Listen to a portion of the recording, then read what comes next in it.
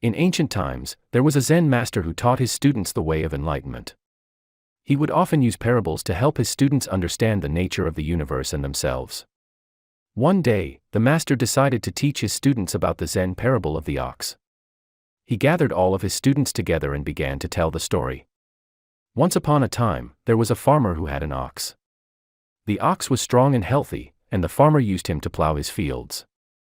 One day, the ox ran away and the farmer was left with no way to plow his fields. The farmer searched high and low for the ox but could not find him. Days turned into weeks, and the farmer became very worried about his crops. He couldn't afford to lose his harvest, so he decided to go to the village and seek the help of his neighbors. The farmer asked his neighbors if they knew where he could find his ox. One neighbor told him to search in the mountains, while another suggested looking in the valley. The farmer decided to follow both suggestions and searched high and low for his ox. Finally, after weeks of searching, the farmer found his ox grazing in a nearby field.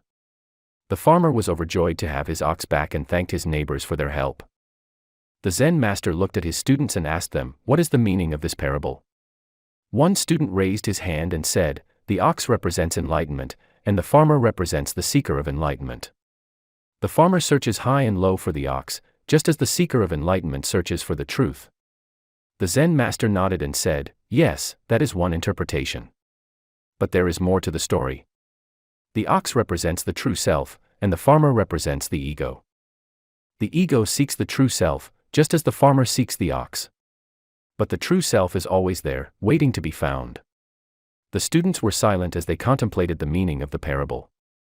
The Zen master smiled and said, "Remember, the true self is always within you. All you have to do is let go of the ego and allow it to emerge." The students nodded and thanked the Zen master for his wisdom. From that day on, they worked harder than ever to let go of their egos and find their true selves.